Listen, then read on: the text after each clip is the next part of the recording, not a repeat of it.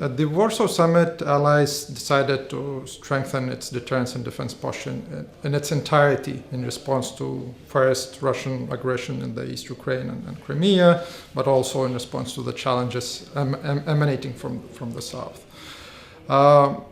After 20 years of transformation towards crisis management operations, which affected our way of command and control, our way of preparing for operations, training our troops, exercising our troops, planning defense, planning capability development. This has required a massive adaptation of the alliance politically, militarily, and institutionally. In terms of capabilities in particular, we are now revising and reviewing our NATO command structure so that it is fully fit for purpose and be able to respond to any challenge or threat from wherever it arises, East, South, Russia, terrorist organizations, etc. We are looking at capability development. We are looking at how we train and exercise our troops. We are looking at our advanced planning and how we plan and prepare for different types of crisis management and or collective defense Article 5 operations. That means that allies individually have to accept their fair share of burden. When allied heads of state and government met in May 2017, they agreed on a fair share of burden, fair burden sharing, which consists of three key elements. To put it simply, cash, capabilities, and contributions. And we are looking at each and every ally to contribute across the three areas.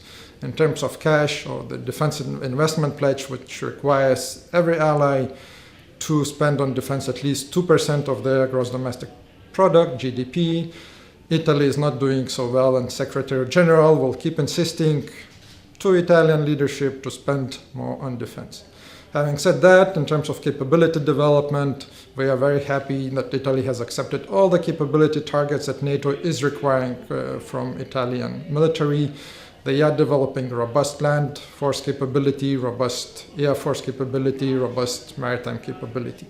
Our only concern is that with limited defense spending, they will not be able to fully fund their ambitious procurement plans, like the procurement of the Joint Strike Fighter, the modern aircraft capability, and they will need, no matter what, spend more defense to substantiate their ambitious and very much welcomed capability investment plans. In terms of contributions, we are of course very happy with what Italy brings to the table. They have been very active player in the strengthening of alliances, deterrence and defense posture. Italy is supporting enhanced forward presence in Latvia, tailored forward presence in Romania. Italy will be the framework nation for our Spearhead, the very high readiness joint task force of the NATO response force next year, and these contributions are very much appreciated. Italy is of course also contributing to the NATO crisis management operations in Afghanistan and Kosovo. It is supporting European Union operations, and that is all very much welcome. But there is things that work further to be done by Italy and our other allies as well.